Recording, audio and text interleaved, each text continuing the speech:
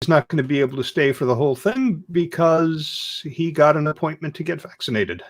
Okay. I know he's younger than I am, so.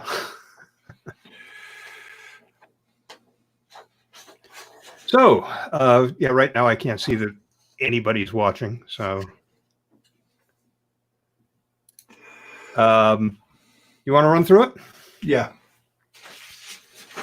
Okay, so you'll start the ident. Yep. Not the ident, the welcome. I have three quick announcements, and how about if you do the first one, which is that, Chip says he's watching. Okay. Hi, Chip. I'm very jealous that you are getting a vaccine, considering I think I'm older than you. But Michelle still doesn't want to move to New Hampshire to address that.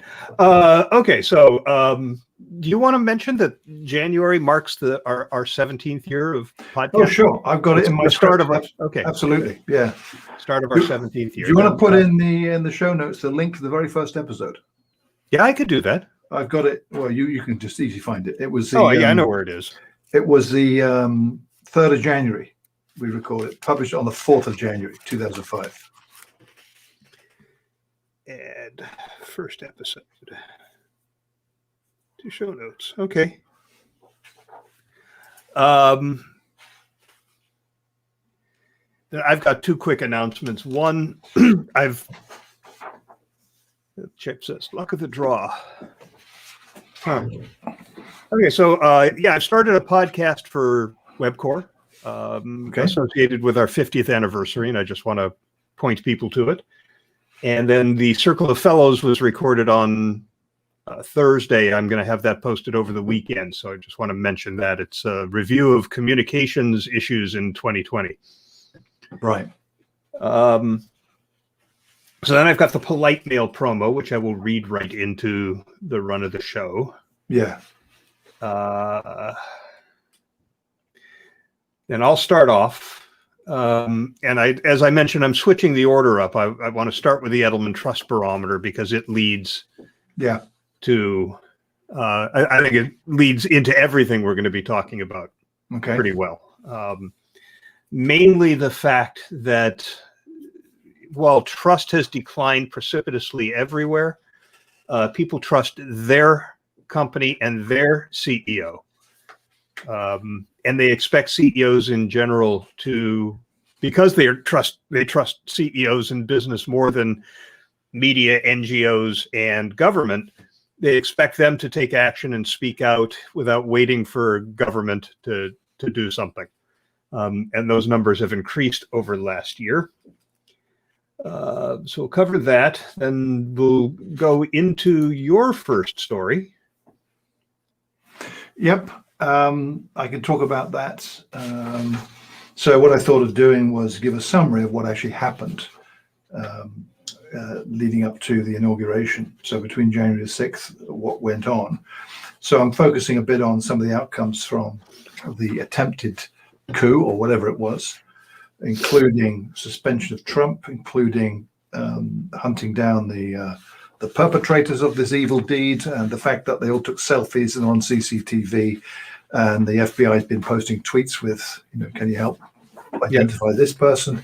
And they've had tons of feedback.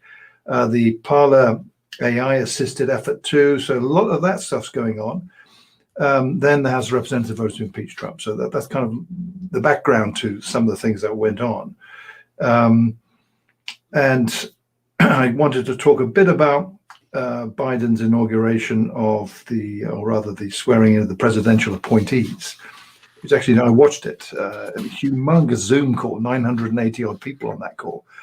And I was just thinking behind the scenes prep and planning to get that up in a way that, I was watching the screen rather than Biden when he was talking, just seeing, did anyone kind of like disappear and vanish because their connection went? Nobody. So pretty robust connection they had there. And the oath was interesting. Other interesting thing, which I see a lot of the media in the US have really zeroed in on, which was basically saying, if I see you disrespecting anyone, I will fire you on the spot. And he mentioned that 3 times. So that's a pretty serious thing. Then the website, it's pretty good. It looked very nice looking. Things I observed, which I compared to before, it's a Spanish version, Spanish language version. There's a dark mode. And then something I didn't notice, but a friend of mine pointed out to me. I thought that's neat. They've got the he, her, the he, him, the she, her in the salutation drop down. So it's not just Mr., Mrs., Ms. and all that. You can choose those too. So very, very contemporary. The hidden recruitment message. Most people I see talk about it say it's a message for coders. I'm not sure it's just for coders. The way it's worded says if you have to look at the source code to see it, right? Of course. Yeah. If you're reading this, we need your help building back better. That doesn't mention anything about we need coding help. It's anyone help. That's how I'm reading that. And you happen to be curious because you dug into the source code. I mean, maybe that's what they're after.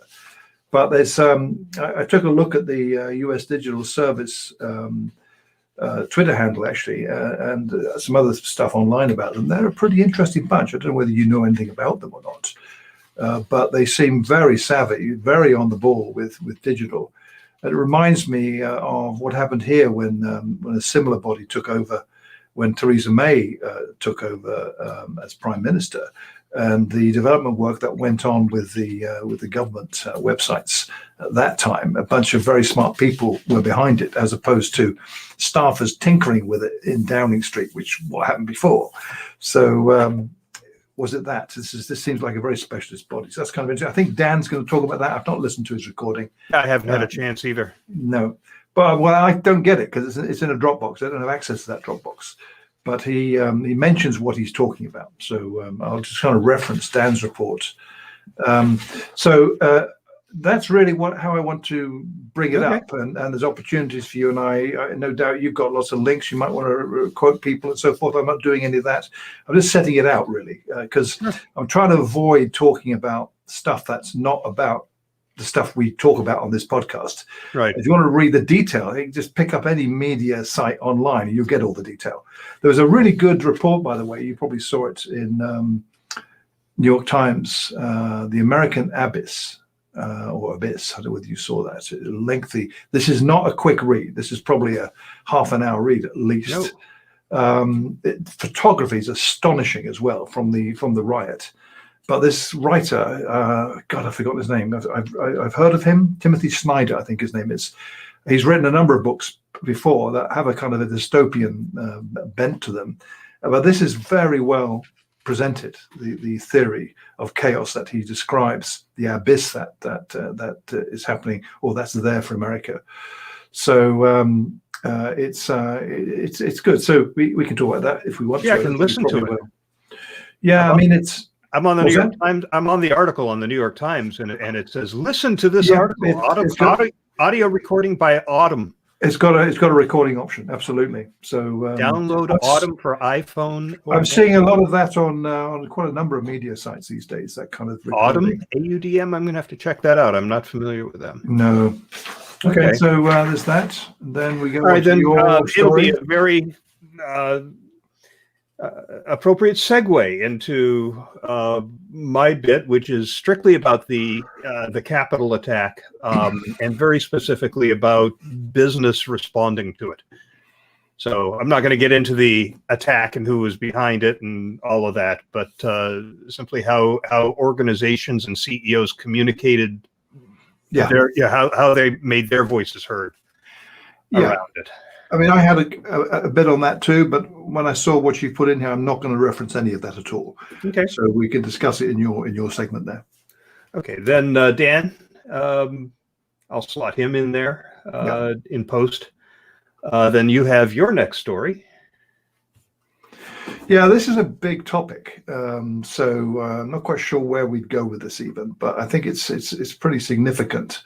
So I'm focusing really on the suspension of Trump by Facebook and Twitter, leading to the permanent banning of Trump from Twitter, certainly.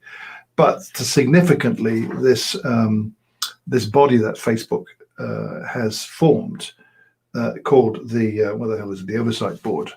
And this is the first event of substance that they're having to address. And it's really quite interesting to me this kind of bigger picture as to what this signifies. The fact that even Jack Dorsey has raised the kind of yes but hand, as it were.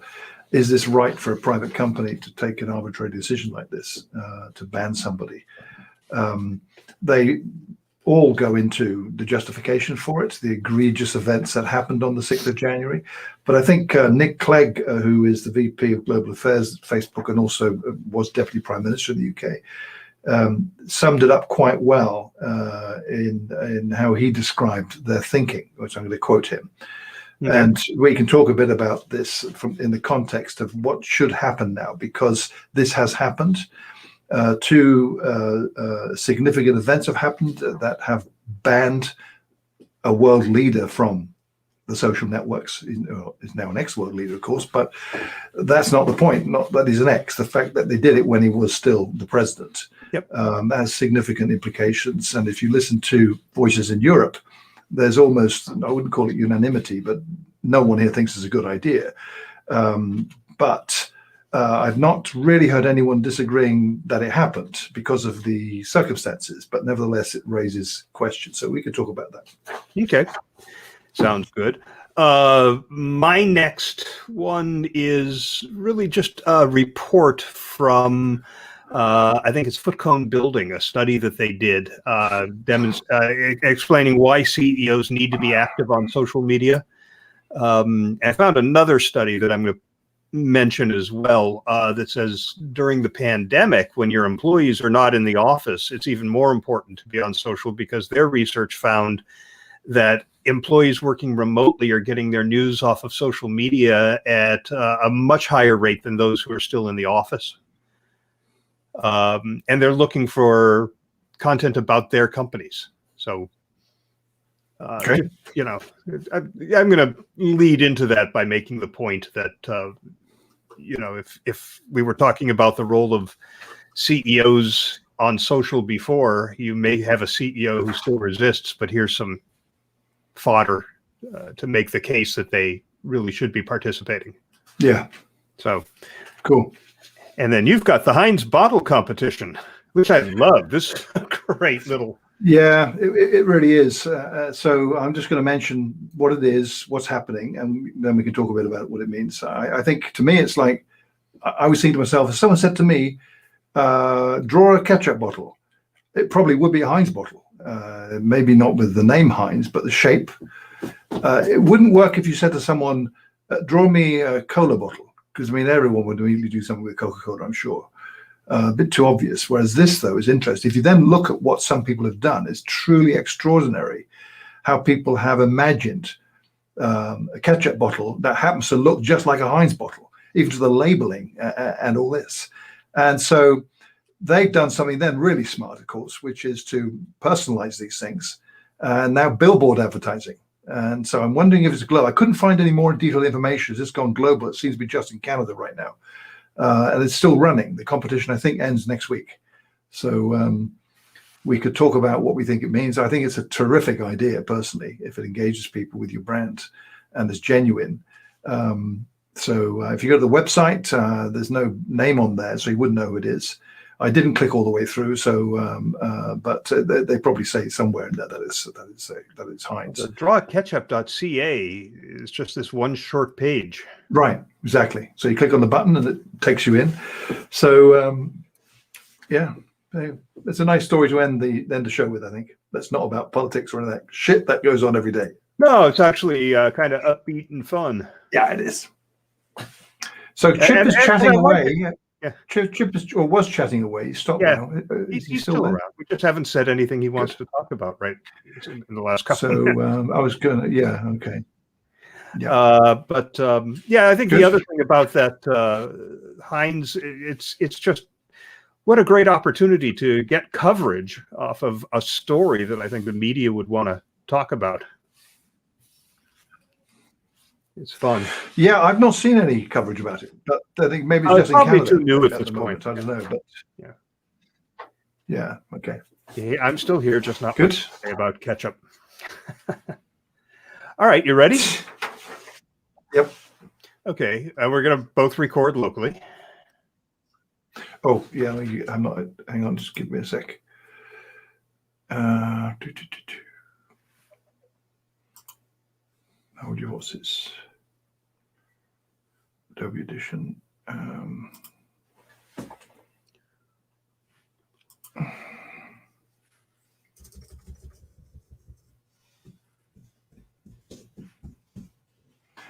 Okay. Yep, I'm ready.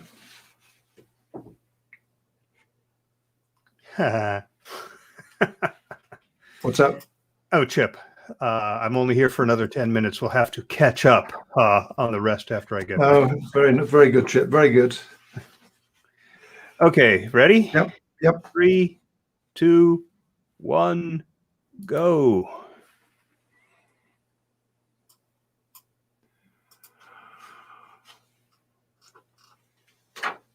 Welcome, everyone, to For Immediate Release, the Hobson and Holtz Report, episode number 203 for January 2021. Worth noting, to introduce this before we get properly into it, this is the start of our 16th year of podcasting. The first episode of the original For Immediate Release was published on January the 3rd, 2005. Then it was weekly. After a few months, we moved to every 2 weeks, a format that remained until 2015. Between 2005 and then, we also did interviews, book reviews, and quite a bit more, including expanding a network that today includes many other podcasting under the FIR brand. In 2017, we launched the monthly edition you're listening to now. So what is this FIR? I should have mentioned this at the very beginning. Of course, I'm Neville Hobson. I'm in Thatcham, Berkshire in England. And this is Shel Holtz in Concord, California. And I actually think it's the start of our 17th year of podcasting because we had the full year of 2005. Yeah, you're right. We did. Yeah, you're right. So when I count using my fingers. Yeah, no, you're right. So it's 17th. Okay. 17th it is. 16, 17, it's all a blur at that point. Well, it is, frankly. Yeah, but that's good. Yep, whatever. We've been doing it a while. And we're going to continue doing it a while. We are. If it's 16, 17 years, I can't see stopping before 20, just Why to stop? get to that 20, right? Why stop? There's no reason to stop. No. Speaking of podcasting, I am in the first year of podcasting, a new podcast that I am doing for my employer, Webcore. We're a commercial builder headquartered in San Francisco. It is our 50th anniversary. We celebrated the 50th on January 19th. The company was founded January 19th, 1971. And we're doing a number of things around that celebration. One of them is a podcast called Webcore at 50. It will be a limited podcast, meaning that it's not ongoing. It's interviews with surviving founders, long tenured employees, people who were there a long time ago and are no longer there. They're now retired, and some of the leadership, but talking about what got us to 50 and what will get us beyond. So if you have any interest, you can find it at all of those places you get your podcasts, Spotify, iTunes, Google Podcasts, but also at our 50th anniversary website, which is webcore50.webcore.com. Be interested to hear what you think if you're interested in hearing about building and construction. One other podcast note is that we recorded the Iabc Circle of Fellows on Thursday. This is one of the shows on the FIR Podcast Network. It was a review of communication challenges in 2020. There were a few. And this was a truly international panel. In fact, we had to record at 6 p.m. Eastern instead of our usual noon Eastern in order to accommodate Adrian Cropley from Australia and Ritzy Ronquillo from the Philippines, along with Martha Muzechka and Jennifer Waugh from Canada. I was actually the only American on the show this time around, and that will be up soon. Also, before we jump into the content for this episode of FIR, I want to tell you about Polite Mail, our sponsor. We talk from time to time about telling stories with data, Our sponsor, Polite Mail, does a great job with that. After all, they deliver millions and millions of emails to clients' employees, and they track how employees use those emails, open rates, click-throughs, and so on. So they have a ton of data, and they use it to tell some fascinating stories. One example, they found there was a 5% decline in corporate communications click rates in 2020 compared to 2019, and the data helped them pinpoint why. According to the report, suddenly work is a whole lot more digital and a lot less social. Our schedules are now overloaded with virtual meetings, and our chat channels and inboxes are overflowing. This increased flow of digital communication is taxing our time and attention. It's just fascinating reading through this analysis, looking at the data visualizations, and arriving at the conclusion that employees are receiving, reading, and clicking on more email than ever. Quoting from the report again, it's the higher volume of messages which has affected the per message click-through rate, even while employees are clicking 65% more links. So when corporate communicators receive feedback like you're sending too much email, they should understand the complaint isn't really about the volume or the channel, it's about the pertinence of the content. We'll have a link to the report in the show notes for today's episode of FIR, and to learn more, visit politemail.com, and while you're there, subscribe to their blog to get notified when new posts are published. And we thank Polite Mail for their support of For Immediate Release. And I'm just going to keep talking because I have the first story today. Edelman is out with its 2021 Trust Barometer, and the results are not promising. Trust declined across all institutions. The annual study looks at how much people trust business, media, government, and NGOs, and they define trust as basically believing that the organization is going to do the right thing. They found that 59% of respondents said they trust business to do the right thing, 57% trust government, 56% trust media, I've got to make a time code note on this one. So I got the numbers there. Shel. Yep. Start that again. They found that 59% of respondents said they trust business to do the right thing, 57% trust trust NGOs to do the right thing, 56% trust government to do the right thing, and only half trust media. It gets worse. When respondents were asked about how these institutions performed during the pandemic, with all four categories of institutions rating below 50%. Richard Edelman, the agency's CEO, pointed to some takeaways from this year's study. First, business has become the most trusted institution. Respondents ranked business as more competent and ethical than both media and government. Respondents said they expect business leaders to fill in when media and government fail in their duties. And that's an important point. Keep it in mind for later in the show when we talk about how business reacted to the domestic terror attack on the U.S. Capitol on January 6th. Also keep in mind that fewer people said they trust CEOs in the 2021 survey than in earlier surveys. Not only don't people trust institutions, they believe those institutions are deliberately misleading them. 57% of people said they think government leaders are purposely trying to mislead them, and 56% said business leaders are doing the same. 59% of people replied that journalists and reporters purposely mislead people by reporting things they know are false or are gross exaggerations. In the US, there has been a significant decline because, Richard said, we're the worst country in the world in terms of managing the pandemic. Richard also said, the reality is that it's not a perfect picture, but when 85% say they want CEOs to speak up about automation or sustainability or systemic racism, when you see that 2/3 say they want CEOs not to wait for government before acting, when you see that statistic on competence for business relative to government, and that people say my employer is trusted more than any other institution by 15 points over business, 25 points over government, and that my CEO is the most credible spokesperson, it's all adding up to a picture. One of these days I'll see a doctor about this cough.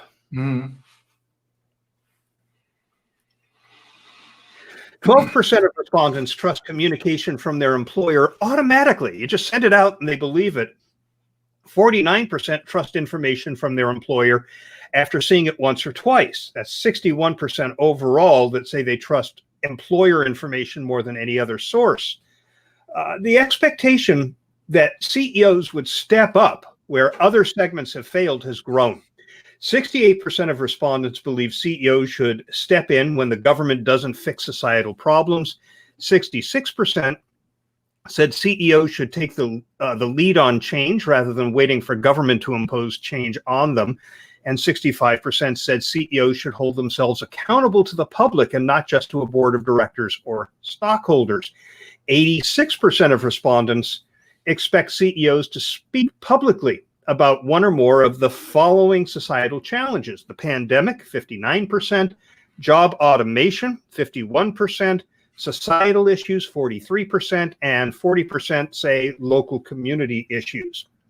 62% of employees expect to have the power to force their organizations to change, while 50% of those who are employees are more likely than a year ago to voice their objections to management or engage in workplace protest. You know, we've talked about employee activism before, and these results suggest that employees worldwide are getting more and more comfortable with the idea. Now, the study routinely distinguishes between the informed public and the mass population, and the gap between them has widened again this year. Among the informed public in the US, the average index across all four institutions is 62. In other words, 62% trust the aggregate of the four types of institutions, while among the mass population, only 44% do. That's an 18-point gap. So maybe one of business's roles is to create more informed people. Neville, what else do you think leaders and communicators can do with this information? Well, tell the truth. I think it's interesting. I mean, what struck me, I suppose, most of all when I read through the report was looking back over the years to the very first one, 2001, to now, 20 years later. More than half of the kind of overarching theme of each report has been to do with diminished trust. So the cynical amongst our listeners might say, and they still can't get it right, what's wrong with PR? You know, so there is a point there, I think.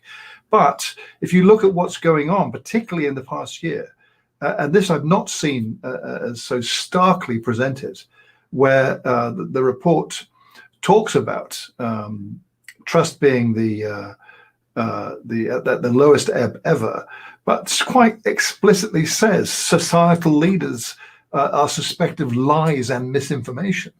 And we got a situation in society where that is our landscape, which just reflect oneself, not so much what everyone else is doing, just how do you see this individually?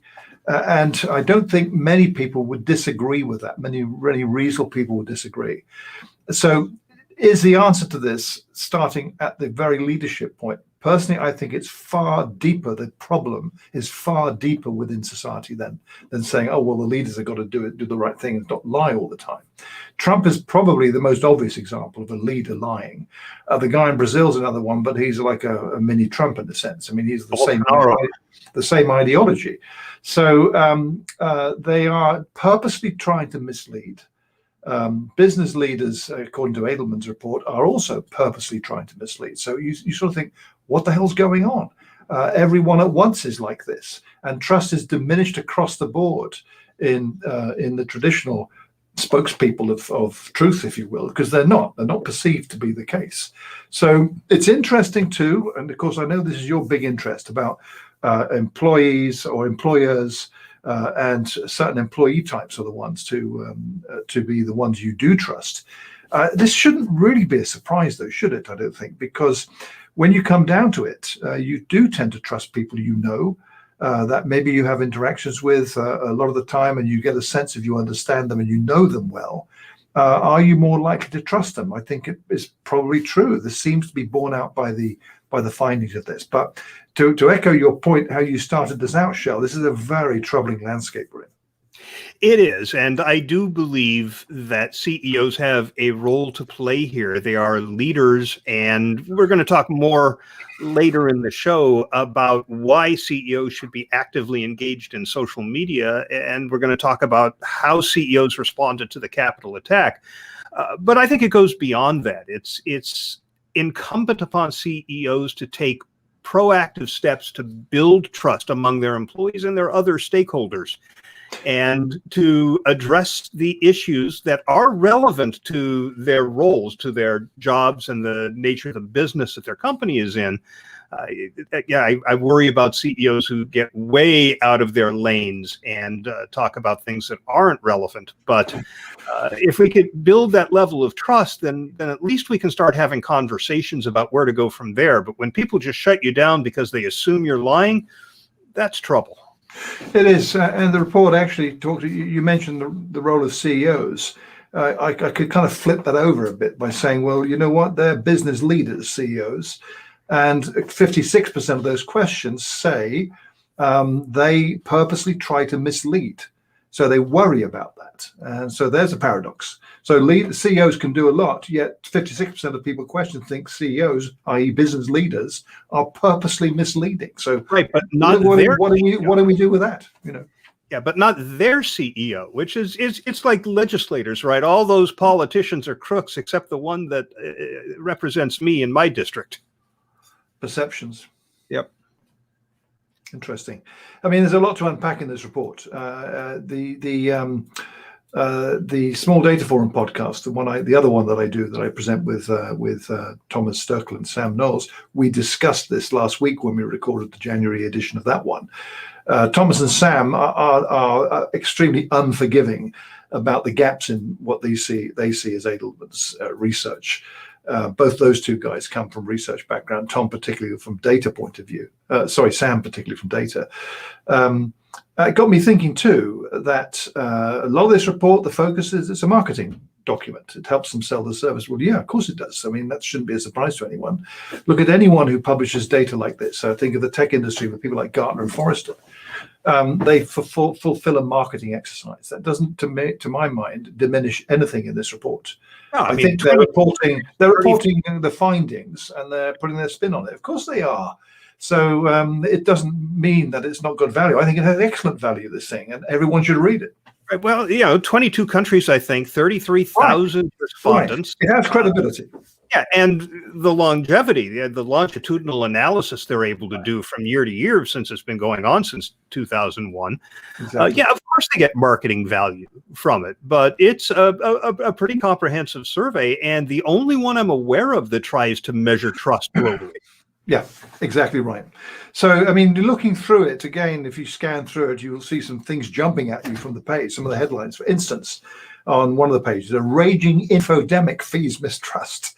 It's a good word, infodemic. And you think this is sort of systemic almost, where we've got to in 2020, end of 2020 into 2021, where we have a document like this that has the data from this has come out during the latter part of 2020. In the height of the pandemic, in many countries around the world, the collapse of everything normal has happened in 2020. And so I honestly couldn't tell you whether it's fair to say this is all because of Trump. No, it's not. But I would argue strongly that he was a massive catalyst to this infodemic. And the hangers-on, his people in the White House, the press people, the PR folks, who I imagine have trouble getting new jobs right now, by the way, I bet. So they lied. They did the boss's bidding and lied, and it was constant. And so no wonder there's an infodemic in that case. Others have emulated that. So I'd say Joe Biden's got a job on his hands to correct the course of this. I'm sure he will, but others need to. So my point is that this is a big landscape that we're talking about here. So here's the start of a roadmap, I'd say, because it also shows you what you need to do. And I think that's a good start point, as they all have. I've always been a big fan of Edelman's reports. I think they're outstanding. I can remember writing about the very first one. And indeed, being at one of the presentations when Richard Edelman was the keynote speaker, it must have been around 2005, 2006, something like that. So they provide valuable information that I think everyone should read. And of course, they usually unveil this at the World Economic Forum in Davos, but big event for them. Not this year.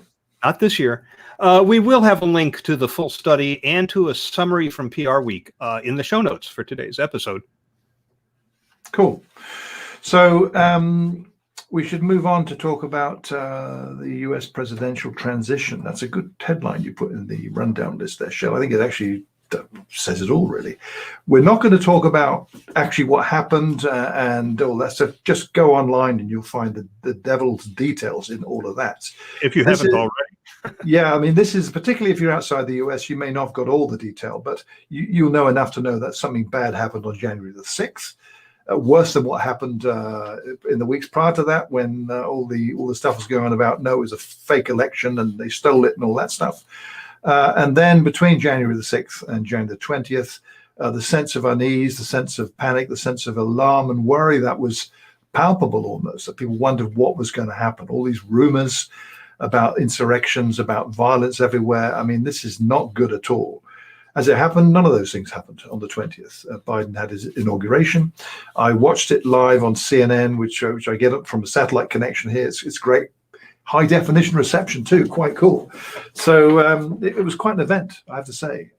But a couple of things struck me, Shel, I wanted to throw out there that I think, to me, examples of the reality of what politics ought to be about, the reality of fair play and looking at good things, looking at what good can be done in situations that, to my mind, as a non-American sitting across the water here observing what's going on in America, was totally absent the 4 years Trump was the president.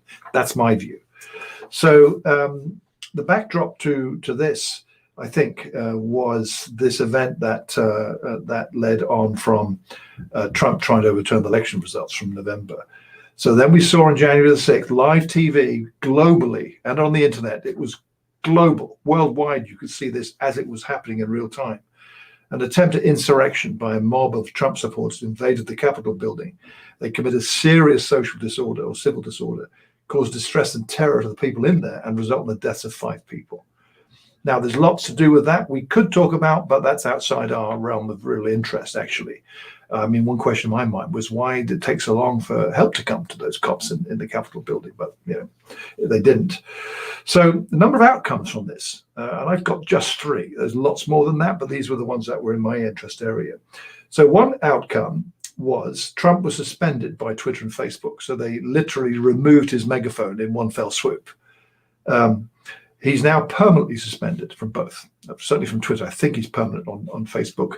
And something related to that I'll mention in a second. So the FBI and other law enforcement marshaled social and other media to hunt down the people who were involved. I thought this was really quite cool, to be frank, Shel. Mainly because of if you're a Trump supporter, you've obviously got to be pretty stupid. I mean, that's a given, I suppose, because you go into the Capitol building in a mob. Some of the photos are quite dramatic, showing these people almost with torches and pitchforks kind of thing, not quite. But this kind of ragtag band of, looked from some of the images I saw, thousands of people, certainly hundreds, who stormed the building, smashed windows, burst in, and were taking selfies. One guy sitting in Nancy Pelosi's office there with his feet up on the desk and all this. I mean, you've seen all the pictures online, I'm sure. So they had the selfies. They were tweeting. Well, actually not tweeting. Parler, particularly the network for the right-wing fanatics, that's where they were. And other platforms too, including some that are really in the dark corners of the web. Instagram, lots of pictures on Instagram. So they were doing all this kind of stuff, and the CCTV cameras everywhere. And by the way, I noticed in one photo, one person wearing a mask. So hardly anyone was wearing a mask. So they could be identified, right? So the FBI, I thought was why not? So they started tweeting with some pictures. Does anyone recognize this person? Can you help us find this person? And they got floods of help from people on social media who were looking at some of the pictures. Yeah, I know that guy. He's so and so. I mean, there's some issues surrounding that, if you think about it for a second.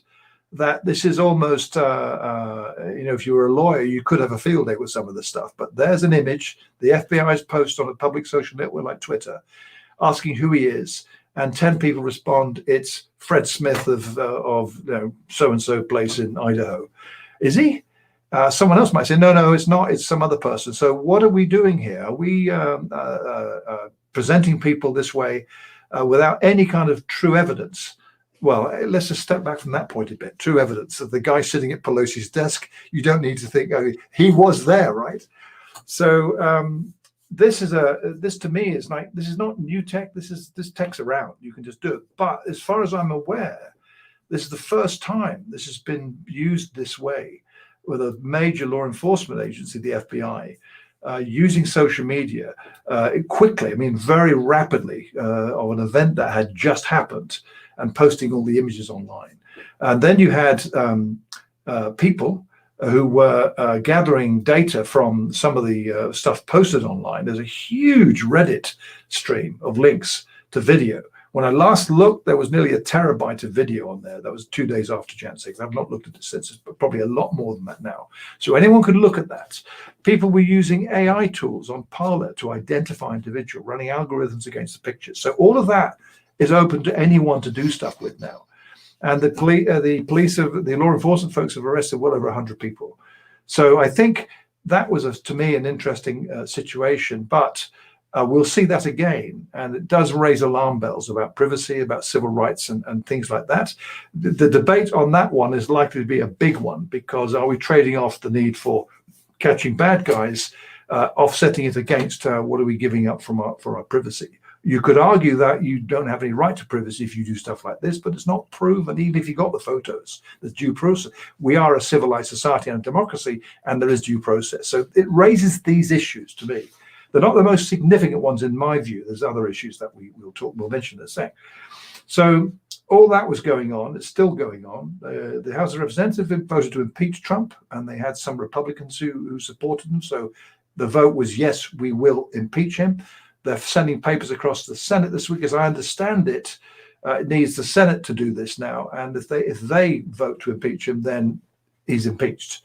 They're not going to do anything until February, I hear, so to give Biden a chance to get cracking with his program. So all that's still hovering around. Trump is dead quiet right now. He's not said a word. He's been golfing, as what I've seen on the TV. So all that is the landscape we're now in politically in America that is of interest to people around the world. So Joe Biden was inaugurated on January the 20th as the 46th US president. He swore in nearly 1,000 presidential appointees in a huge group Zoom call. How up to date can you be? How else could they have done that even? I was intrigued watching the TV images of that by looking at the screens. They were giant. There must have been 50, 60-inch screens, 3 of them. And you had little thumbnails of all the folks on the call, obviously not the whole nearly 1,000, but there's many of them that would fit on 3. And I was watching that particularly to see, these are all people all over the United States. How was the Zoom connection? How was the network? Did any little images sort of disappear because they got dropped off the connection? They were all there. So it was very interesting that he did that. The connection with people this way, people are now more accustomed to doing this. This, I imagine, traditionally would have been, everyone would have been flown to Washington, D.C. It would have happened there, I would imagine. But no, there was a Zoom call. He said something interesting. He administered the oath, that people took the oath of allegiance. And then he also said, if he saw anyone disrespecting anyone, they'd be fired on the spot. And he mentioned that 3 times. And I thought that's very interesting to say that. So that kind of makes his mark, I think, of a big change to what Trump was. So the climate of that is to me, very different to what we've observed, which is also how it comes across in things like the brand new website for the White House. Very nice looking and functional from what it seems to be. I know Dan's got some things to talk about it in his report, which is coming up soon.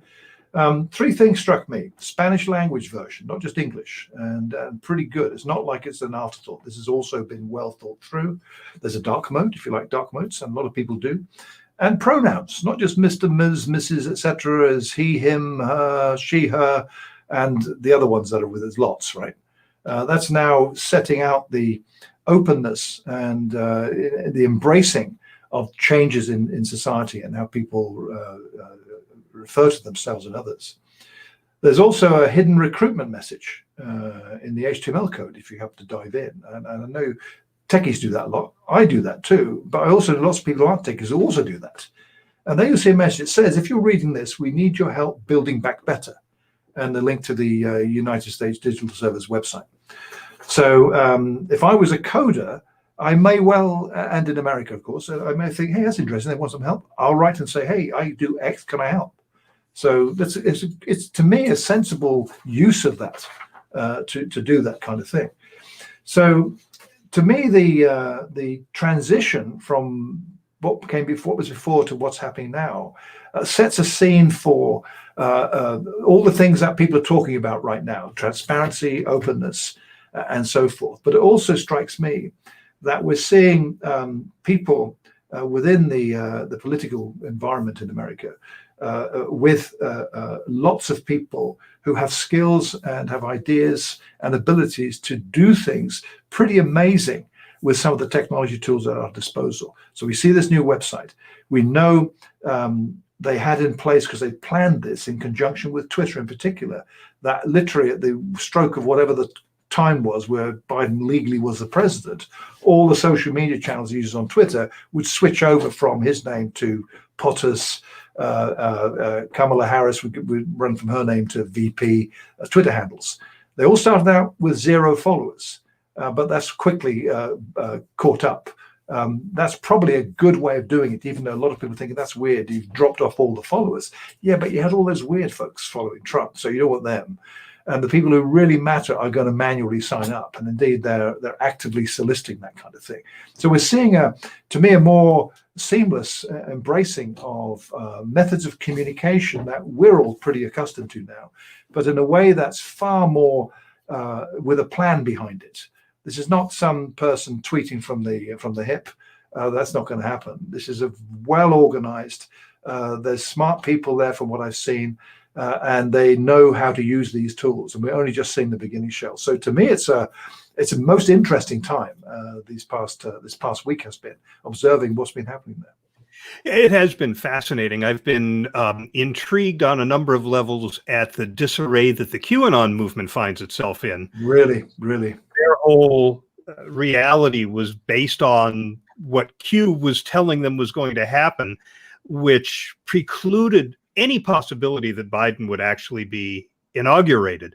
And when he was, a lot of these folks said, we've been had, but there are those who are just trying to figure out what it really means and what's next. And I've been hearing people talk about how some of them are just going to migrate to the next conspiracy theory because that's where they're comfortable.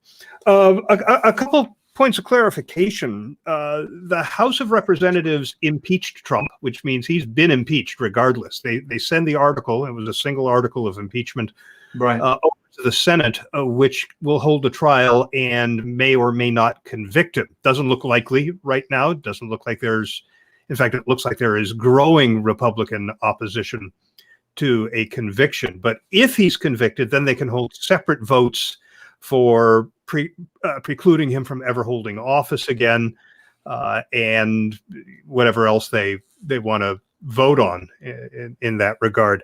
That's probably the one. That's probably the one they want to go for, is just stop him ever standing again, I would think. Yeah, that's the one I would like to see in Yeah. 2024. But his diehard adherents certainly are hoping that he will. Also, I would point out that the POTUS Twitter account that was reset to 0, the original one, or the one for the last 4 years, has been archived. So yeah, I think it's POTUS archived. Right, but like Barack Obama's was, and then Trump's is. Yeah, right. that's how it works. All those tweets are still available. Yeah.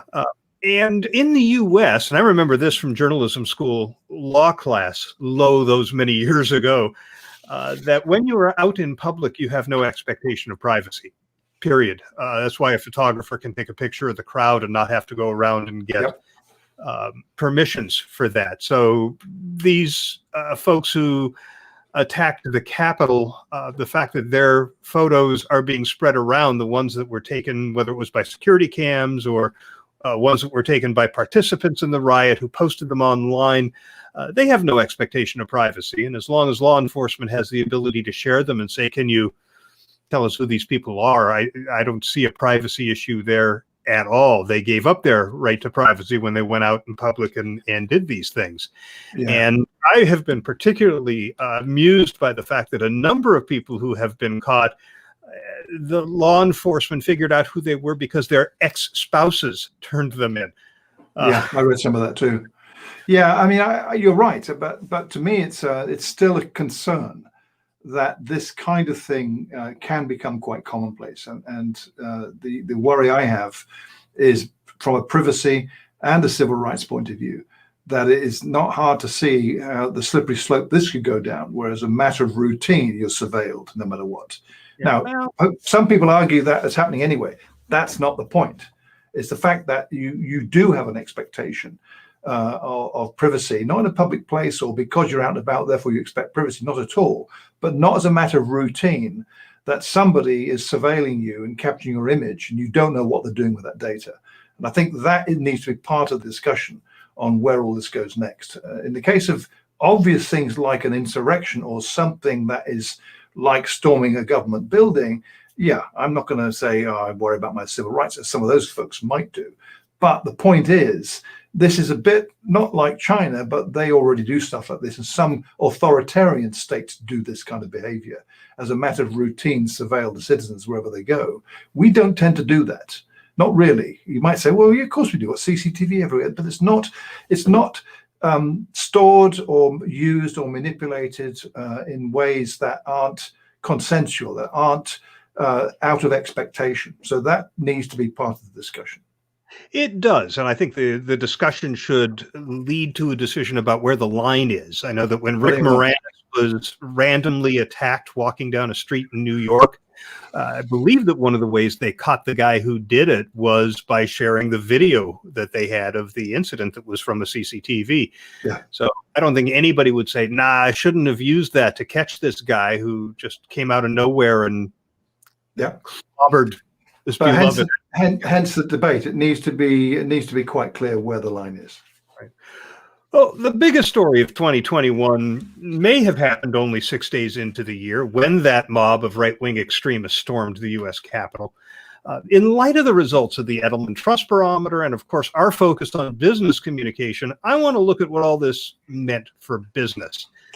Time magazine had a headline that sums up the connection between the attack and the trust study. As far as I'm concerned, the headline read, "As Americans crave stability after Capitol attack, CEOs step into the leadership void." This article begins the way so many articles do when they're talking about CEOs, assuming the leadership role that Edelman talks about. For decades, this is the lead of the Time magazine article, for decades, chief executive officers studiously avoided wading into the controversial issues of the day. There was no possible upside, only risk. But the apolitical CEO is one of the many norms shattered by Donald Trump. In many respects, the 45th president has made it easy for corporate leaders to be more outspoken. Now, the reason for CEOs to be more outspoken include the fact that insurrection, sedition, and violence in the streets are bad for business, the Time article says.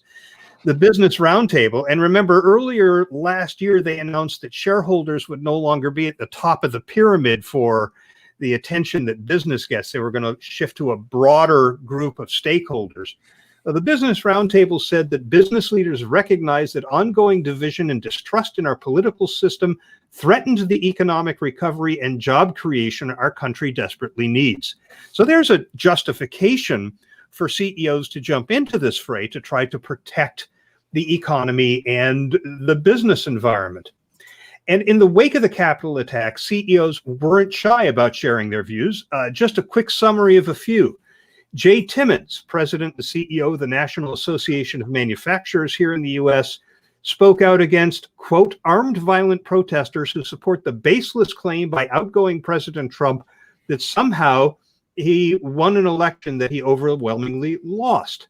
A number of companies, Marriott, AT&T, American Express, Amazon, and others, are stopping donations to the members of Congress who voted to challenge election results, Hallmark Cards is asking those senators who voted against certifying the results to refund the donations that Hallmark has made to them in the past. Other companies are reconsidering their investments in the states represented by what they're referring to as seditious congressmen. Ben & Jerry's, the ice cream company, they're noted for having been founded by two very, very outspoken liberal leaders. They've called for Trump's impeachment. They did that in an 8-part Twitter thread. You expect this from Ben & Jerry's, but Coca-Cola issued a statement, as did Chevron, and even men's grooming care product company Axe.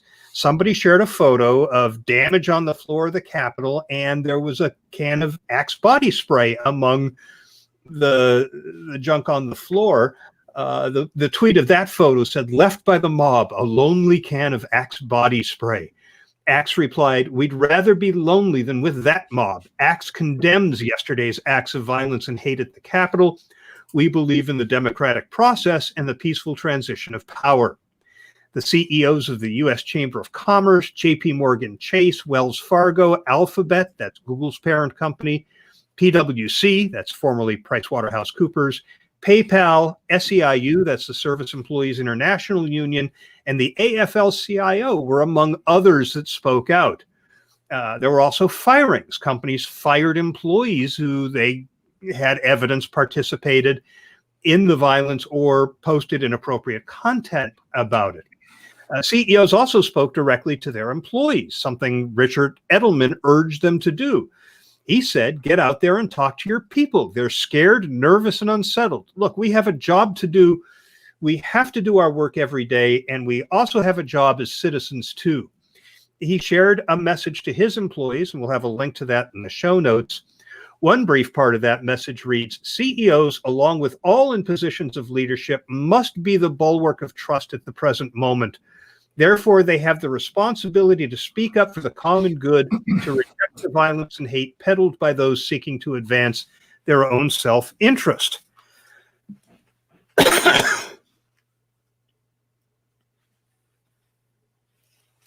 Now, not everything business experienced in the wake of the riot was positive. The hotel chain Hyatt found itself swamped with criticism after a video made the rounds showing rioters relaxing without masks the evening after the riot in the lobby of their Grand Hyatt Washington hotel. Hyatt faced tweets like one that read, "Personally, I know I would not want to stay at or partner with a hotel that willingly harbors terrorists. I'm sure many others feel the same." Another wrote, "I guess I need to rethink my corporate travel needs in the future." And one that read, "In what country can you violently storm the Capitol, then retire for the evening to the Grand Hyatt for a nightcap and a good night's sleep?" Hyatt, of course, condemned the attack, and a spokesperson did their best to say the D.C. hotel took the right steps. Didn't seem to do much to stem the flow of criticism and keep people from taking their hotel business elsewhere. And in perhaps the clumsiest and stupidest response, Facebook shut its employees down from talking about the attack on the company's internal message system. According to a BuzzFeed report, quoting that report, "Without any apparent explanation, administrators froze comments on at least 3 threads in which employees had discussed removing Trump from Facebook." That's not inconsistent with recent moves by Facebook leadership to clamp down on Facebook employees freely expressing themselves, which, as far as I'm concerned, is an invitation for them to take their dissatisfaction external, which they did. Ultimately, Facebook did, as you noted, Neville, ban Trump as employees wanted them to, but it really took external pressure in addition to the internal remarks of their employees to get them to do it. Those examples you gave are really interesting companies. I actually read a survey not long after the riot that gives some indicator of consumer sentiment on things like this, where half of the people they surveyed, this was published in Ad Age, said that they'd have a more favorable view of companies that condemn the riot. 43% in this survey said they would be more likely to purchase from companies doing so. I mean, that supports just about everything you said there. So their conclusion was that business leaders would be wise to speak out against those events. Not doing so could impact their reputation. So, and I've seen 3 or 4 other surveys that kind of similar sort of thing, really. So the sentiment seems to be there. But again, this just adds up to me the kind of overall picture that we collectively need to do something about this. Otherwise, what's the point? And this is something that needs to involve not just governments or regulators, but everyone with a stake in all this. That includes people who use social networks. So the tech people, the governments, the social platforms themselves. It's not just down to any one particular group. Governments tend to just want to regulate everything. The tech companies have shown no evidence that they'll do anything unless they're pushed. We're actually starting to see some things happen in that area too, which we'll talk about soon. So it is interesting, Shel. I mean, some of those names you gave, Ben & Jerry's, it struck me. You mentioned Axe, that's a Unilever brand. Isn't Ben & Jerry's owned by Unilever too? I don't know whether Unilever has said anything. I don't know if you see anything at all. From Unilever corporate, I haven't, Right. but No. I mean, they haven't said anything. No, I haven't seen anything either. So, yeah. Of course, they're not headquartered in the U.S., are they? No, they're not. They're in the Netherlands and the UK. Mm-hmm. All right, Yeah. we got Dan York's report at 44:44. Okay, you can go into your next item. So I've not And- listened to Dan. So you're going to mention anything about him? I've not listened to his report. I haven't either. Just we know what he's talking about. Okay. Yeah. What should I say then? Hang on. Well, I know you talked about the fact that the White House site is WordPress. You want to? Yeah, I could mention that. Yeah. Okay. Actually, no, the sea shanties I'll talk about. Great, Dan. Thanks very much. Great report. The sea shanties is a huge deal over here, by the way, in the UK. Most of the media have been reporting about the postman who's now got a record deal for singing sea shanties. And if you don't know what sea shanties are, they are, sailors' songs from centuries ago. And they've got a modern twist on TikTok. Some of them I've listened to a few, the treatment like rapping. I mean, it's really quite interesting. So is it a 48-hour wonder, or will it sustain? Well, we'll see, won't we? But there we go. I love the sea shanties where somebody did one and then somebody added to it, backup vocal or instrumental, and then somebody adds to that. It was a really interesting approach that seems unique to TikTok. I haven't seen anybody do that on Instagram. Elsewhere. I haven't either. No, so TikTok seems to be the right platform for this. So the right audiences, the right creativity, the right people who want to do the right things on a platform like that. That is very imaginative. So this again opens up opportunities to people with real creativity and imagination. I think it's terrific. And that mashup of the Bernie Sanders meme from the inauguration with the sea shanties was just wonderful. Yeah, some of the imagination in some of the ways they've used Bernie's picture are really quite extraordinary, I have to say. By the way, I think it's Snapchat that is paying big money to people to create TikTok-like content for their TikTok-like feed. I heard that some people are making literally millions of dollars because Snapchat's trying to get people to pay attention to their feed rather than TikTok. So, if you're looking to make a quick buck, do something creative on Snapchat's. I can't remember what they call their TikTok-ish feed, but do something there. Make a few bucks. Good idea. Yeah. So thanks, Dan. Good stuff about WordPress and the White House site. Parler, great stuff. Really, all adds to the kind of volume of stuff that's going on about those events in recent weeks. And here we have more about that. All right, this to me is more about where should this take us? The future of misinformation or disinformation, if you will. Thinking back to Edelman, that talk about the infodemic, the fact that there's so much lying going on. If you look on social networks, just about any. In fact, if you do things like search on Google, particularly for news reporting, you get little sidebars with information about this is what they're checking. And every now and again, I've seen a lot of it this week since Trump left, where they're fact-checking his video, they're fact-checking this, they're fact-checking that. So it's no longer just the as it used to be when this first became a thing over a year ago now, that there'd be these kind of organizations who fact-check. Now anyone can fact check. The trouble with that, of course, is that do you trust the information? Do you trust the fact checking? And if you do things like search on Google, particularly for news reporting, you get little sidebars with information about this is what they're checking. So it's no longer just the as it used to be when this first became a thing over a year ago now, that there'd be these kind of organizations who fact check. Now anyone can fact check. the fact checkers if you don't know them. So that's part of the picture as well. I think it adds up to a landscape. I can't think of a better word to use actually. That is untrustworthy, not just untrusted. In which case, where do we go with that? Because that is our landscape, and I think we have to do something about it. So, future misinformation. I mean, there's some great stuff we heard about before Trump left, but after he was banned. I've seen this repeated a lot, and indeed others like it.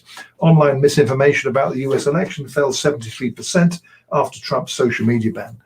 And people were quite openly stating that the biggest cause of misinformation and disinformation about the US election was Trump. So people obviously didn't see any content coming from him because he was banned. So there was nothing to retweet or share or amplify. Interesting, I think.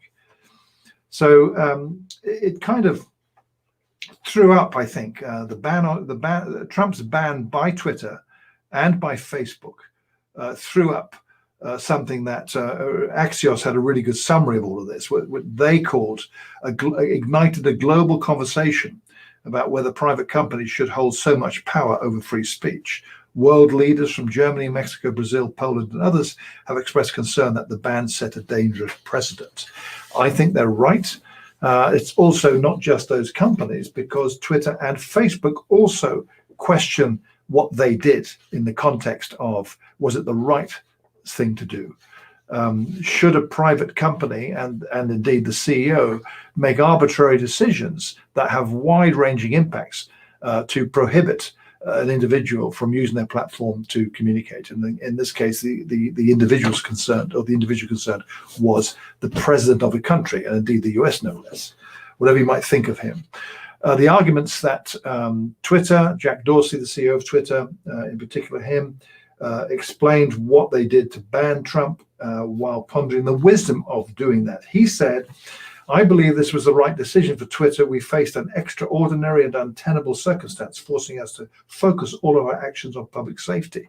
But," he said, "it sets a precedent I feel is dangerous. The power an individual or corporation has over a part of the global public conversation."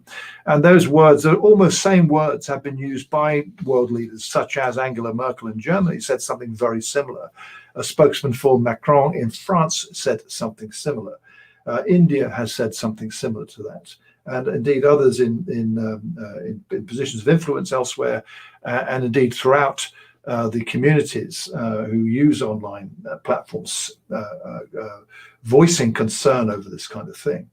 So Trump is banned permanently from Twitter, Twitter says, and we'll see what happens with that. Crossing the water, in a sense, to the other side of the social networks would be Facebook, which also suspended Trump. But they did something quite interesting yesterday or the day before, I can't remember which day, in a post on their own website published by Nick Clegg, the VP of Global Affairs at Facebook, who before he took up that job, he was the Deputy Prime Minister here in the UK. He echoed that sentiment with what Facebook has done, something quite new for them.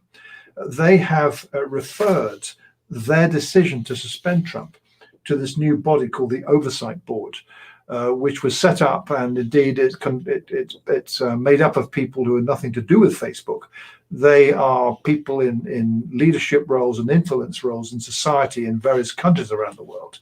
And indeed, looking through the website, you don't have to be like that. You can be anyone. You can be nominated, or you can apply yourself to be part of this Oversight Board. And what that Oversight Board does is review decisions Facebook has made in certain areas, such as suspending the President of the United States, and make decisions on that with their review, where they will conclude an action as a result of that. The action could be, we agree with it, therefore nothing happens. The action could be, we do not agree with this, we disagree, and we will revoke this, or something else entirely. But it could be something that whatever they do, if they do decide something that changes the decision Facebook made, then the decision is reversed. And no one in Facebook can counter that. I think that is the interesting thing about this show. Mark Zuckerberg can't do anything. No one else can. Sheryl Sandberg can't do anything. Nick Clegg can't do anything. If this board decides they did wrong in suspending Trump, then he's probably going to be unsuspended in that case. But Nick Clegg summarized it quite well in how he described their thinking about all of this. He says, our decision to suspend then President Trump's access was taken in extraordinary circumstances. A US president actively fomenting a violent insurrection designed to thwart the peaceful transition of power, 5 people killed, legislators fleeing the seat of democracy. This has never happened before, and we hope it will never happen again. It was an unprecedented set of events which called for unprecedented action. And I think from what I've read as a reaction to this, broadly speaking, most people, if not everyone I read, don't disagree with that rationale behind all of this. Similar to Jack Dorsey at Twitter, talking about unprecedented times, egregious behavior had to be addressed immediately. And I think they're right. The trouble is, it raises that point about we need to debate this. We need to collectively discuss this. And that line you mentioned earlier, Shel, define that line. Let's call it a red line if we want, but somewhere you won't cross. But it's not as simple as that, I don't believe, because these are global platforms. This is not just in the United States or a particular country. These are global. And cultural norms, behaviors, what's accepted, etc., are different in many, many places. So how do we keep everyone happy? That's a good question. But to me, the start point is doing something that embraces opinions from a diverse range of people with those opinions. It's not just governments. It's not just the tech companies. So this is not about reining in big tech, as I hear many people in America talking. It's wider than that, and it needs to be done in a spirit of let's find a viable solution that works for everyone. The cynics will say this sounds like the United Nations and they never get anything done because all they do is debate and go on forever. Well, it's up to everyone involved then to make sure it doesn't happen. I, for one, think this is definitely something that needs to happen to involve all people with a stake in this. So let's call it multi-stakeholder approach to this, where you get those different views from so many different people. And it sounds to me like this oversight board could be a model, a starting point for something like this, but it needs to not just be about one platform. It needs to govern an approach. So it's a governance issue as well. I don't know how this would go forward, Shel. What I do know is that a lot of people are saying this wasn't good. The platforms themselves are saying we had to do this, but we're not sure whether this was good. So at least we got the seeds of something happening here. And this therefore needs to be well communicated so people understand what needs to happen. Who would start that? I don't know at the moment. But I'm just interested in observing and listening to people saying things need to happen. Something has to be done. So that's where we're at, it seems to me. What's your thinking? I am torn over this issue in multiple directions. On the one hand, I agree that something needs to be done, that platforms that world leaders are using to reach audiences and keep them in the know, they need to have access to that. On the other hand, and I think Dan York might sympathize with this, these are walled gardens. These are not public commons. These are private companies that can do what they want. They can throw anybody off for any reason. I was just reading this morning, I think it was CC Chapman, our old friend from our Crayon days, shared a link to something completely benign. I can't recall right off the top of my head what it was. And Facebook put him in Facebook prison for 24 hours. So there was absolutely nothing about what he shared that justified that. But the algorithm thought there was, and there's no appeal for that sort of thing. And that's what you get when you use a private organization's, well, I mean, they're a public organization in that their stock is traded publicly, but they're not a government institution, right? It's a company, and they have policies, and they are free to implement those policies as they like, assuming that they don't violate the law or regulations.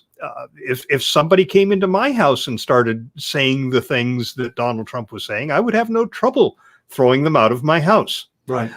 You have also the ability for these people to decide, well, maybe I should start communicating through the public commons rather than a walled garden. The one thing that I was thinking about, and only the geeks who listen to FIR and shows like this would think about this, but why not set up a Mastodon instance on a server somewhere and use that to engage with your audience?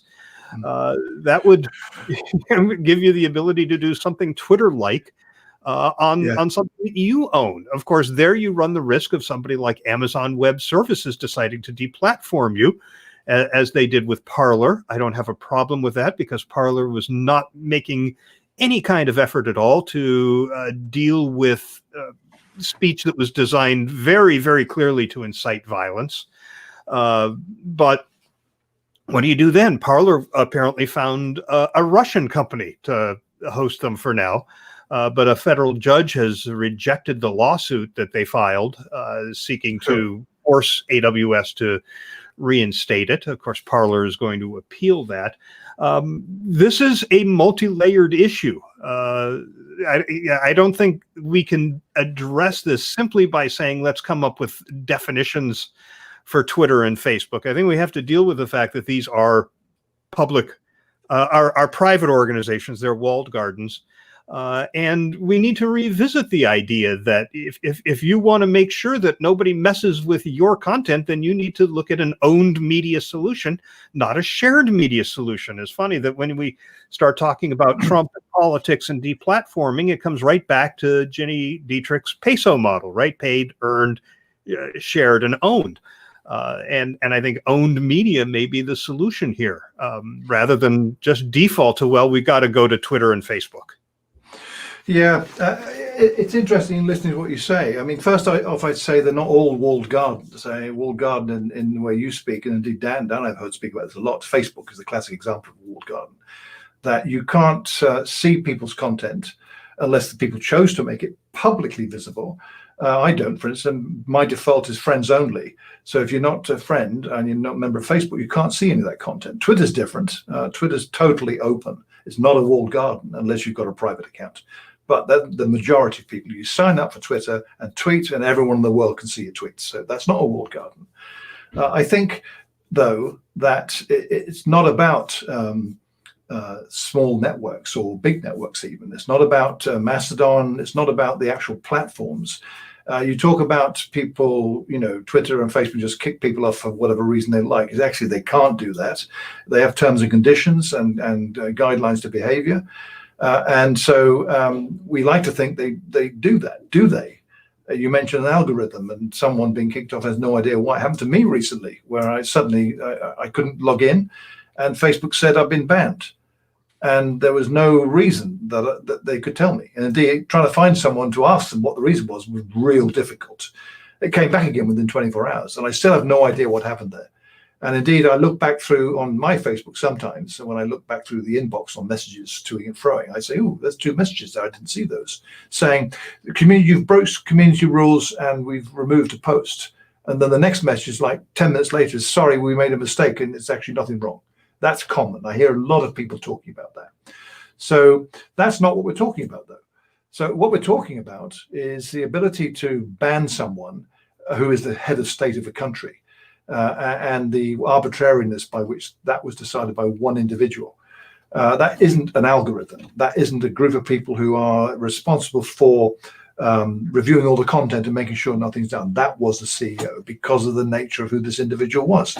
You could also take another angle to this too. You probably saw this tweet from the leader of Iran, who tweeted a photo, like a Photoshop kind of thing or something, showing Trump on a golf course and a shadow flying over him of a drone.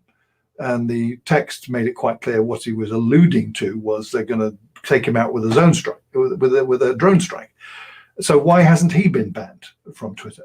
So that's why there needs to be a very big debate about the rules of engagement, let's say, when you're using a public network. Now, you could argue, I'm not sure I would argue this because I haven't thought it through enough yet, maybe it wouldn't apply to Facebook because they are not a public network, they're a private network. But they're also partly public if the user chooses to make it so. I'm not sure how that was going to work. The point is, though, that what we've currently got is nothing that explains anyone's decisions at all. Okay, the T's and C's and the behavior guides and all that from these networks are public. You can read them all.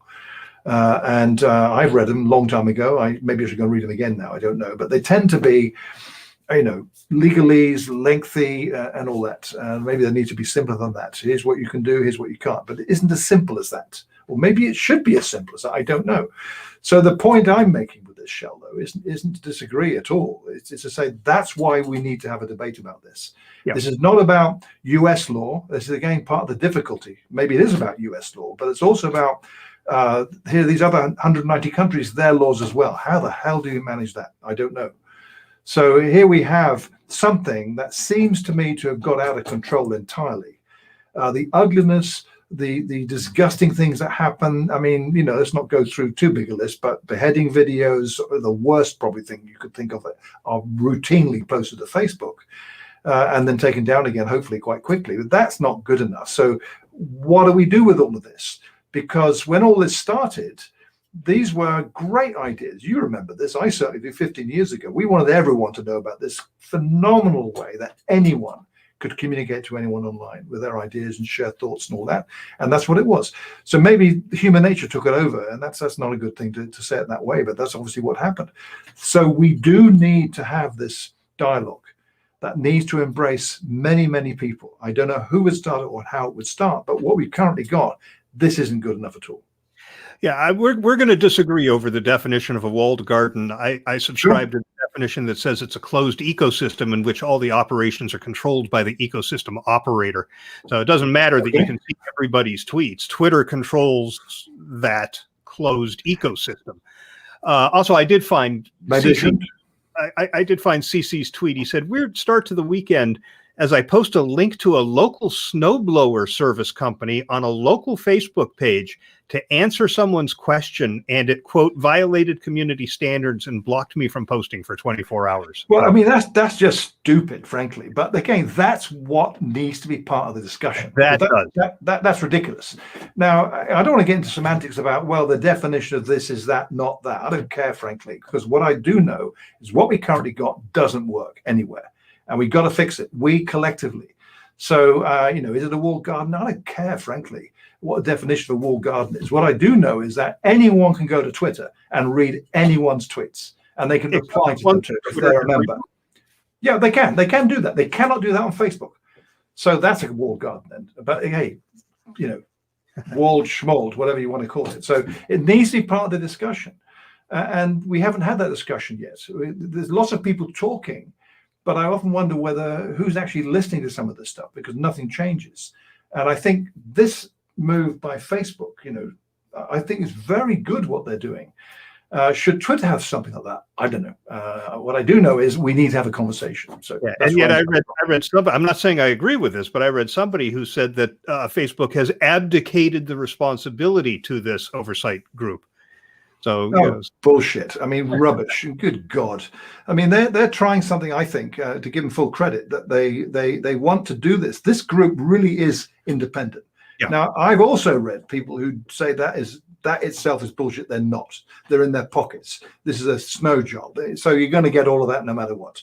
Plus, you look at the hundreds of thousands of people who are probably suspended every week because the algorithm caught something that it interpreted incorrectly. Not every one of those is going to go to this oversight group, right? No, they don't. They don't. At the highest level issues. Well, exactly. That's not the purpose of this oversight board. Is looking at every single person's post to see.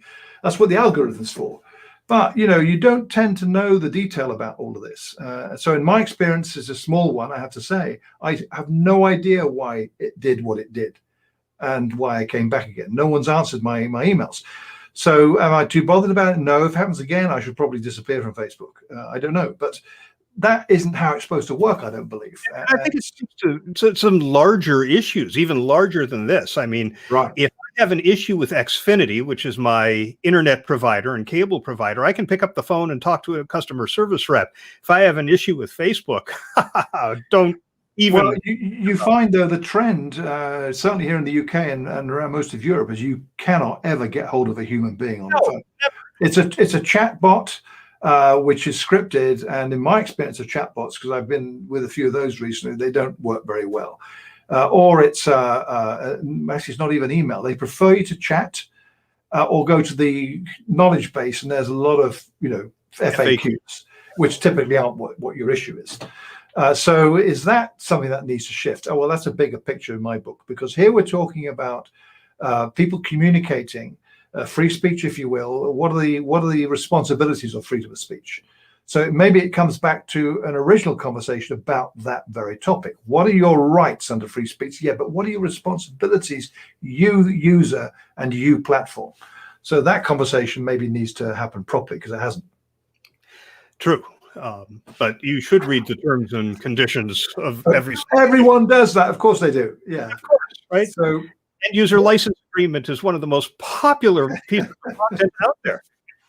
So we should continue this conversation during the course of this year, Shel, I think.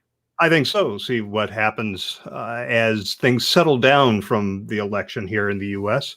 Yeah, we've talked about the Edelman Trust Barometer and its finding that your CEO is the most trusted source of information, and that record numbers of people expect CEOs to take societal action when government and other institutions fail. We've seen CEOs getting involved in political discourse and taking tangible action after the Capitol Hill riot.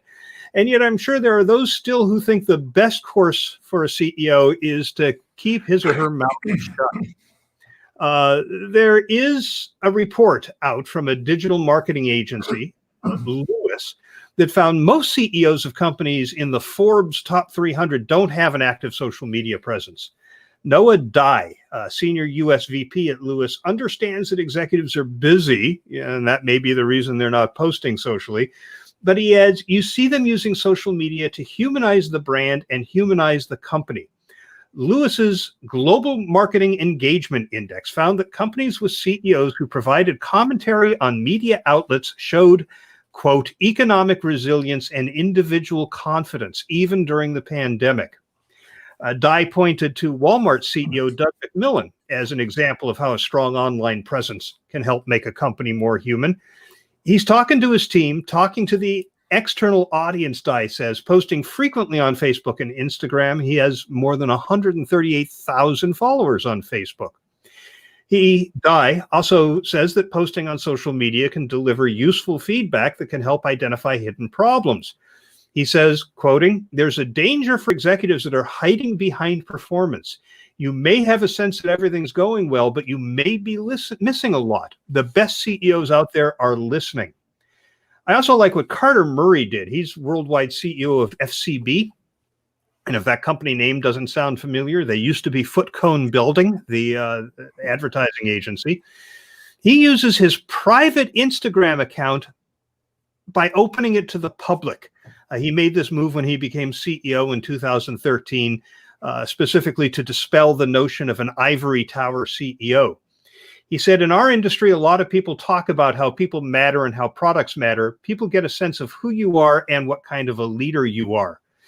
He has about 4,500 Instagram followers who mostly see family photos, but there's also the occasional business-related post, like when FCB won Adweek's Global Agency of the Year recognition, or when he was on Charles Day's Leadership podcast. But beyond politics and societal issues, there's one great reason to be on social media if you're a CEO. The global advisory firm Brunswick released a study just 10 days ago or so that found employees want their leaders to be active and communicate their presence on digital channels, with social media at the top of the channel list. Quoting that report, globally, employees who report working from a new location due to COVID-19 are more likely to get information from social media than employees who have not changed locations. This according to Brunswick's Connected Leadership report. And those employees also want their leaders to communicate their vision to a wider audience through social media. And mirroring the Trust Barometer, the Connected Leadership report found 3 in 4 business-savvy social media consumers are keen to trust a connected leader more than they would a CEO who doesn't use social media as part of their leadership strategy. And 9 in 10 employees believe it's crucial for CEOs to stay visible. Tried to hold out to the end of the sentence.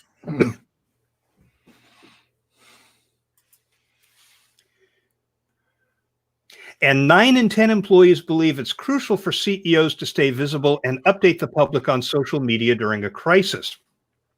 And what do employees want their leaders discussing on social media? The pandemic, diversity, equity, and inclusion, social issues in the press, and political issues in the press.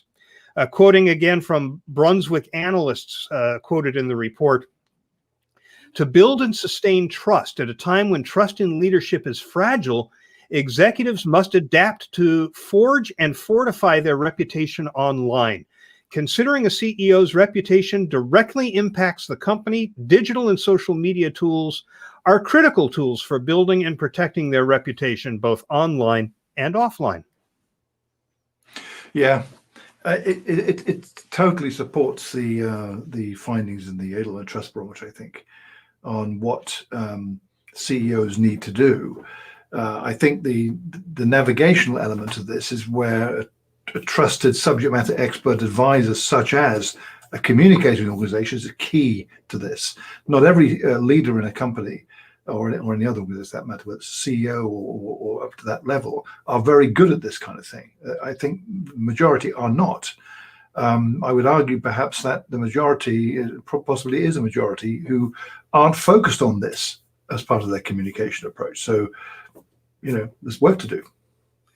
Definitely is. And by the way, Chip Griffin is watching us record live. He is at the clinic he went to get his COVID-19 vaccination. He says he's watching us while waiting to prove I didn't have an allergic reaction so I can drive away. Cool. Good luck, Chip. Must be watching on his phone. So, well, we've had a lot of stuff to talk about in this episode, Shel. This is getting back up to the level of what we used to be, 90 plus minutes every time, right? So this is good. I have to say it's good. Some great topics. I've got one still to come.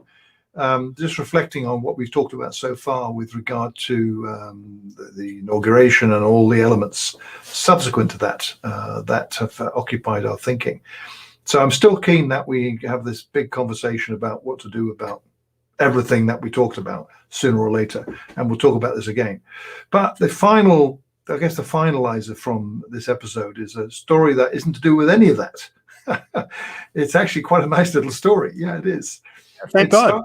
It starts in Canada, and I found out about it or heard about it from a guy called Andrew Block here in the UK, who was the founder of Frank PR back in the day. And he always has interesting stuff he tweets about, which is why I follow him. So he talked about people around the world were asked in focus groups to draw what they thought a bottle of ketchup looked like.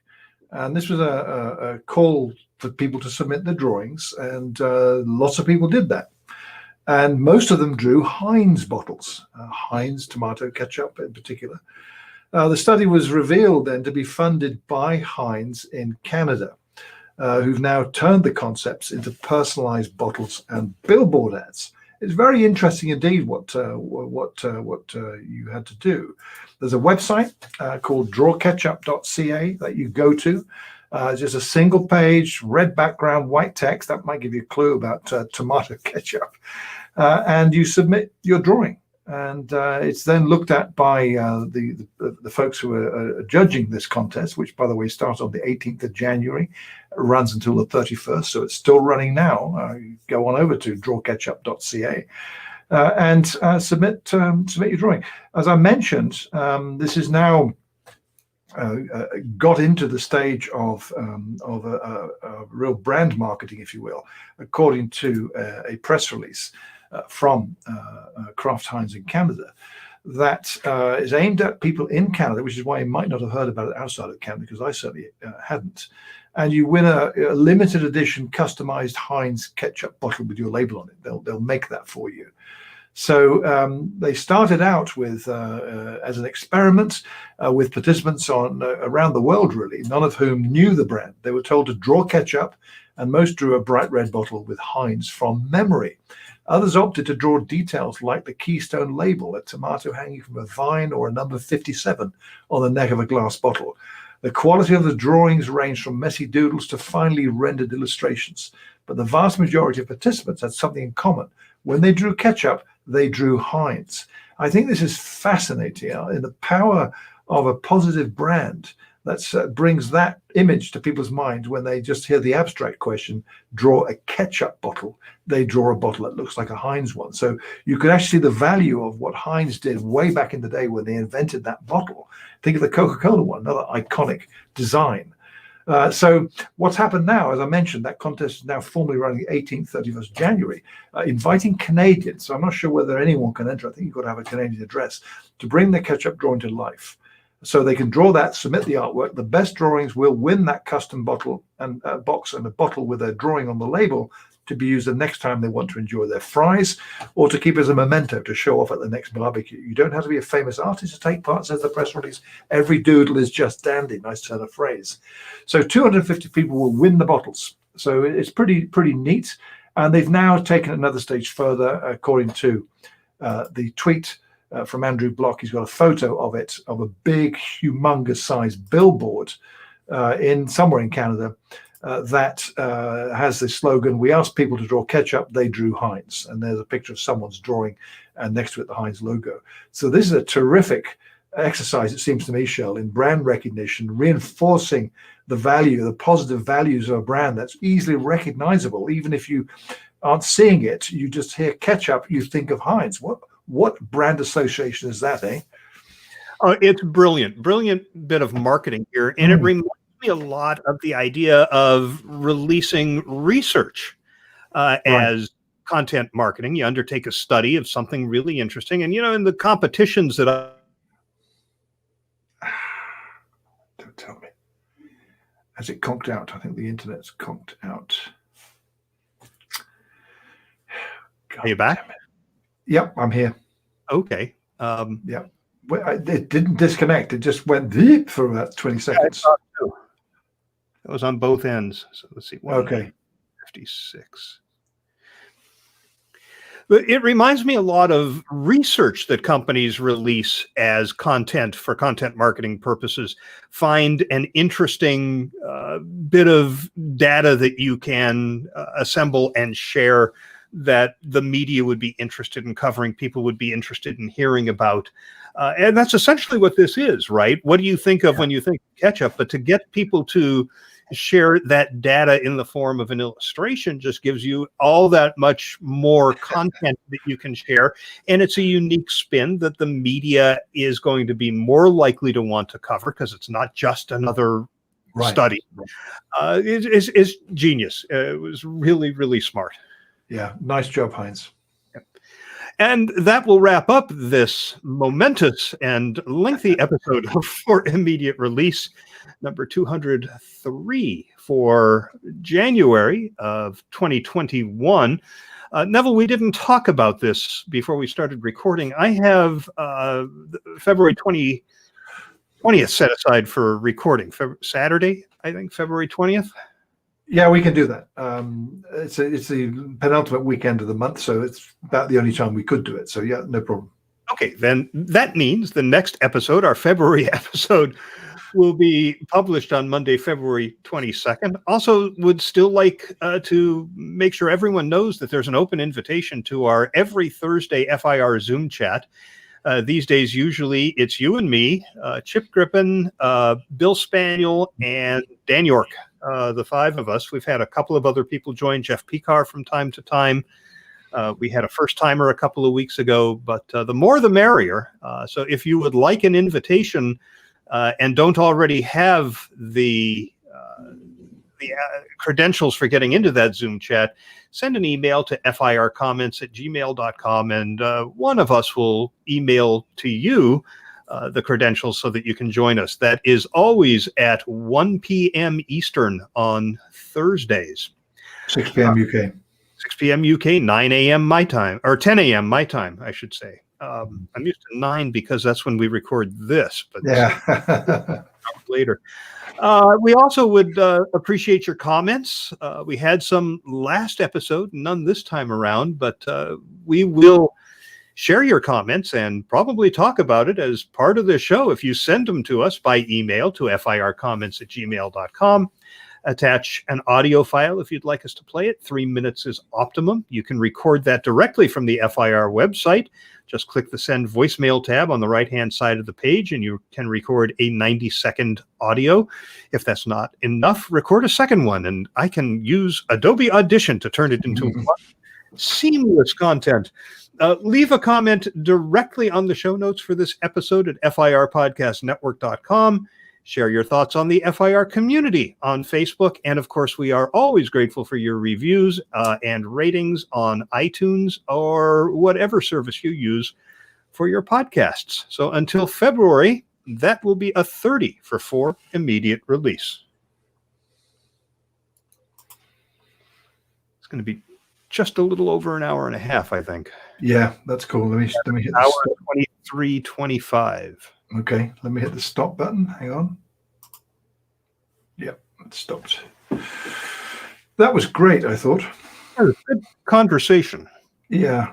I mean, there's a lot of stuff that we could talk about in this thing. I mean, it's. Yeah, I mean, I bet you remember when we used to do those panel discussions. Oh yeah, of course. I mean, this kind of thing about should we have a debate about what Facebook, Twitter, etc. needs to do? That'd be a great one for a panel discussion, particularly if you have 5 panelists all with different ideas. Absolutely, we should. Yeah, let's do that. We haven't done I think we ought to plan for some of that, Shel. an FIR live. An FIR live. We haven't done one of those in years and years. And I know there are people who are available. David Armano, I think, is still out of work. Well, I'd like to get at least one person from over this side of the Atlantic. Oh yeah, definitely. Without any question. I'm thinking of someone like Stephen Waddington, for instance. Yeah, let's explore the idea a bit, because I think we need to, if we do this, we need to be pretty focused on what we're going to talk about, and it isn't about, well, it's the big picture as I see it. I tell you what, let me articulate this in a short email to you about what I think should be the focus of it. Great. No, I think that because I have some strong views about this, and I think to me the point is more that it's literally the multi-stakeholder approach to this. So internet society stuff rubs off on me from a governance point of view. This is really important we do this, it seems to me. So I think we could do it for maybe an hour discussion. I'm just wondering who could we get to. This is the kind of thing that people like Chatham House would be interested in doing. Well, Dan might be appropriate, given that he's still with the Internet Society. Yeah, I don't know though about Dan. That's the thing. Okay. Let's just explore the idea over the next month. Sure. Yeah, but I would love to have some additional FIR content besides just the monthly show. I think it would be great. Yeah, it would be good, and I'm kind of in the mind for that now that I'm not at the Internet Society anymore. You have a little time. Well, no, it's not that at all, really. It's just stuff that I want to do. Right. The last year in particular, I neglected so much of the stuff that I used to do, like blogging, like being visible on social networks, and FIR for that matter. So not good. But anyway, so let's explore it and see where we go with it. Sounds good. And I'm just making sure I have February 20th. Yeah, I mean, the date's not ideal from my point of view because I've got the Small Data Forum podcast at the same time. But I can't do that week before. No, the other two guys can't do it sooner, and sooner's too early. No, I'm saying if you want to do Saturday the 13th, we could do that. Yeah, but it's too soon, Shel. I mean, it's too early. That's okay. I mean, what it means is that we'll record Saturday. I normally do the production on the Small Data Forum podcast on a Saturday. I'll just do that on the Sunday instead. I just have to look at my diary. So, because the following week, if we did it then, this FIR would then publish in March, and that's we skip the month, and we can't do that. Right. We will manage.